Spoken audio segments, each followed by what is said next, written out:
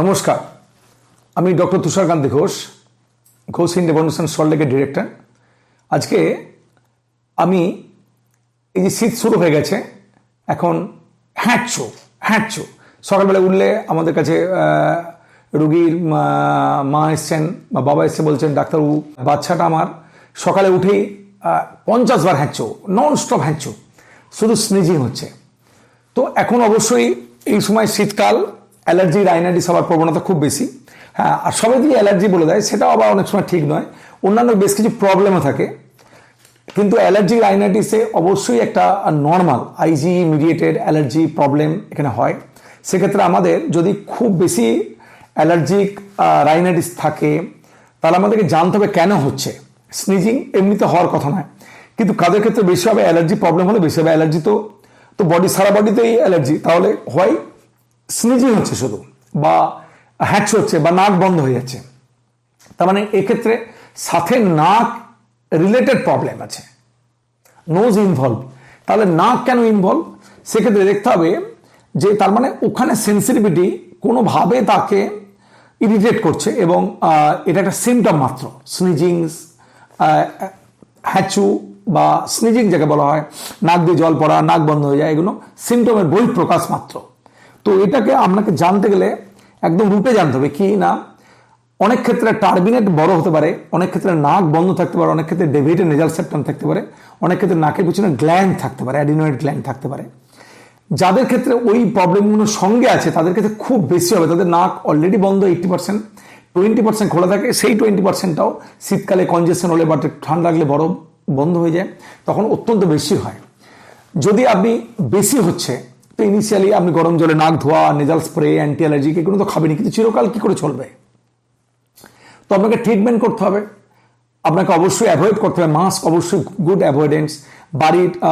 বাড়ির ধুলো, বইয়ের ধুলো, তারপরে আপনি বিছানার চাদর যখন ঝাড়ছে তখনকার যেসব কিছু মাইটস বলে, ছোটো ছোটো মাইটস বিভিন্ন রকমভাবে আসতে পারে, সেগুলো আপনাকে অ্যালার্জি করে। এছাড়া বেশ কিছু খাবারে অনেক সময় অ্যালার্জি হয়, দিয়ে অ্যালার্জি রাইনাইটিস শুরু হয়ে গেল।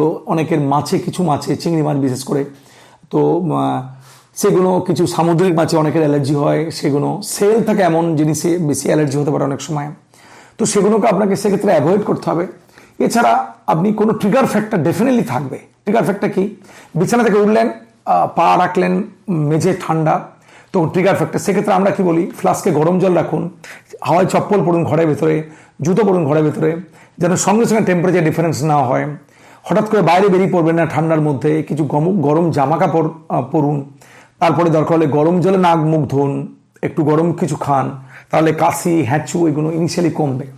এগুলো হচ্ছে হোম রেমেডি, অবশ্যই আপনাকে করতে হবে, কিন্তু বেশি হলে আপনাকে ডাক্তারবাবুর সঙ্গে শরণাপন্ন হতে হবে। এইভাবে চলতে পারে না যে আপনি স্প্রে আর অ্যান্টি অ্যালার্জি খেয়ে চলবেন। কি ডাক্তারবাবু দেখবে, যদি কখনো আপনার খুব বেশি চিরকাল অ্যালার্জি বলে আছেন, এমনও বহু পেশেন্টকে আমরা সিম্পল এন্ডোস্কোপি করে দেখেছি, নাকের ভিতরে বিরাট মাংস আছে, তো অ্যালার্জি বলে ট্রিটমেন্ট হয়ে গেছে, কিন্তু আদতে না।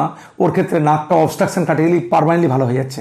মানে সারা বছর সর্দি, বেসিক্যালি নাকের পেছনে মাংস আছে বলে কিন্তু তার অ্যালার্জি হ্যাঁচুটা বেশি হচ্ছে, সর্দি সারা বছর। তো ডাক্তারবাবুর কাছে গিয়ে আপনাকে দেখতে হবে, এন্ডোস্কোপি করে বুঝতে হবে কী কী প্রবলেম আছে, তার বেশ কিছু ট্রিটমেন্ট করে দেয়। যদি কোনো কিছুতেই না ওরকম প্রবলেম থাকে, অথচ তার হচ্ছে, তাহলে স্কিন প্রিক টেস্ট করা উচিত, কিসে কিসে অ্যালার্জি দেখা উচিত, সেই দেখে সেগুলো বেশ কিছু অ্যাভয়েড করতে হবে। আবার কিছু আমরা ইমিউনাইজেশন করি, ইমিউনোথেরাপি করেও অনেক সময় আমরা ঠিক করে দিতে পারি। আমাদের সেন্টারে এগুলো সবকটাই জিনিসই হয়, আমরা যদি ঠিক করি। যদি তাতেও না হয়, অনেক সময় আপনাকে দেখাবো কতগুলো জিনিস। এরকম বহু সর্দি, সারা বছর সর্দি, অ্যালার্জি বলে ভাবা হচ্ছে, বারবার নাক দিয়ে জল পড়ছে, কেননা আসলে নাকের পেছনে একটা বড় মাংস আছে, সেটার কোনো ট্রিটমেন্ট নেই, শুধু অ্যালার্জি ট্রিটমেন্ট হয়েছে বছরে বছর, ফাইল মোটা ফাইল হয়ে গেছে, বন্দি হয়ে গেছে, কিন্তু আদতে তার কিন্তু অ্যালার্জি নয়, অন্য সাইনোসাইটিস হয়ে গেছে, প্রচুর সর্দি, সারা বছর সর্দিতে ভোগে, কিন্তু বেসিক্যালি নাকের পেছনে অ্যাডিনয়েড গ্ল্যান্ড আছে, তো অবস্ট্রাকশন আছে, বড় মাংস হয়ে গেছে, নাক বন্ধ, টার্বিনেট ফুলে গেছে। সেক্ষেত্রে অ্যাডিনয়েড ঠিক করলে, টার্বিনেট ঠিক করলে, সেপ্টাম গ্রস সেপ্টাম যদি বাঁকা ঠিক করে দেওয়া হয়, নিঃশ্বাস যদি ভালো করে দেওয়া হয়, পলিপ আছে অনেকের ক্ষেত্রে দেখা যাবে। তো অ্যালার্জি ট্রিটমেন্ট করতে করতে যখন করলাম, দেখলাম পুরো একদম আপ টু ফ্রন্টাল পর্যন্ত প্রত্যেকটা sinus cavity full of polyp. তো কিন্তু তার ক্ষেত্রে কোনো ডায়াগনোসিস হয়নি।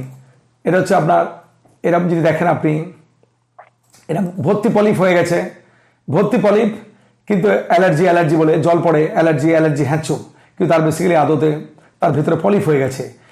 একটা কয়েকদিন আগে দেখলাম একটা টিউমারের মতো রয়েছে, তার সামনে অ্যাঞ্জিওফাইমা টিউমারের মতো, তার সামনে প্রচুর পলিপ, অ্যালার্জি বলে অনেক দিন ধরে তার ট্রিটমেন্ট করা হয়ে গেছে, কিন্তু তার ডায়াগনোসিস হয়নি। একটা এন্ডোস্কোপি করে যখন গার্জেন দেখলো, বললো, অবাক হয়ে গেলো, বললো আমি তো 2 বছর ধরে স্যার অ্যালার্জিরই ট্রিটমেন্ট করে যাচ্ছি। যাই কিছু হবে, নাকে জল পড়া, হ্যাঁচু, সবে দিয়ে আপনি অ্যালার্জি ভেবে নেবেন না। অ্যালার্জি ডেফিনেটলি আছে, তার মানে জানতে চান ডাক্তারবাবুকে, যে ডাক্তারবাবু এন্ডোস্কোপিক্যালি দেখুক, যদি কখনো দরকার হয় সেক্ষেত্রে সিটি স্ক্যানও করতে হতে পারে, কিন্তু দেখতে হবে, জানতে হবে এক্স্যাক্টলি কী আছে, তার ট্রিটমেন্ট চাই, এবং অবশ্যই সেটা ভালো হয়ে যাবে। এরকম কিছু নেই যে আপনি সারা বছর ভুগবেন আর শুধু হ্যাঁচু করে যাবেন আর ওই একটা করে যে পারবেন একটা করে অ্যান্টি অ্যালার্জি খেয়ে যাবেন, এরকম কোনো ট্রিটমেন্ট নয়। প্রত্যেকটি ট্রিটমেন্ট আছে এবং সেটা প্রপার ট্রিটমেন্ট আপনাকে করতে হবে। নমস্কার, শীতে আপনি ভালো থাকুন, সুস্থ থাকুন, হ্যাঁচু নাক বন্ধ না নিয়ে থাকুন। নমস্কার।